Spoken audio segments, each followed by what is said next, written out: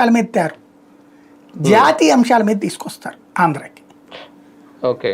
అలాంటి వ్యవహారం అంటే బీజేపీ కేంద్ర అంటే ప్రభుత్వాన్ని ఇబ్బంది పెట్టేటటువంటి ఇష్యూస్.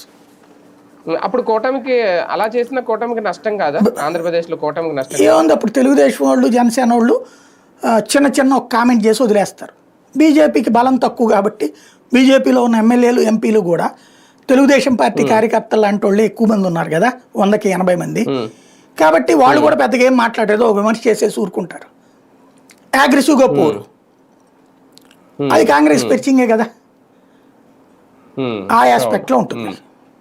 మొత్తానికి 4 పార్టీల దాడికి అయితే సిద్ధంగా ఉండాలి. ఇంకా జగన్ 4 ఏంటి 6 పార్టీలు అయ్యి ఓకే. అంటే మెయిన్ ప్రధానంగా వీళ్ళ అదే మొత్తం 6 పార్టీలు లెక్క. ఈ 3 6 పార్టీల్లో ఇప్పుడు జగన్ కున్న ఏకైక ప్రాబ్లం ఏంటంటే కమ్యూనిస్టులతో కలిసి పొత్తు పెట్టుకుని ముందుకు వెళ్దాము అనేటటువంటిది. కమ్యూనిస్టులు అక్కడ ఐఎన్డీఏ కూటమిలో భాగస్వాములు, వాళ్ళతో పొత్తు పెట్టుకోవడం అంటే తను ఐఎన్డీఏలోకి వెళ్ళినట్టు బీజేపీతో డిస్ప్యూట్ క్రియేట్ చేసుకున్నట్టు. తను బీజేపీతో డిస్ప్యూట్ వద్దు, అనుకూలత వద్దు అనేటటువంటి రూట్లో తను ఉన్నాడు. అంటే ఒకప్పుడు పవన్ కళ్యాణ్ గారు కూడా కమ్యూనిస్టులకు సపోర్ట్ గా ఉండి తర్వాత బీజేపీలోకి వెళ్ళలేదా మరి? అవును, అది ఇతను వెళ్ళడుగా. జగన్ అట్లా వెళ్ళేట్టయితే 2014లో అడిగింది బీజేపీ, 2019లో అడిగింది, 24లో కూడా అడిగింది. జగన్ రాకపోబట్టినే కదా తెలుగుదేశంతో కలిసింది వాళ్ళు. అతను వెళ్ళాడు బీజేపీతోకి.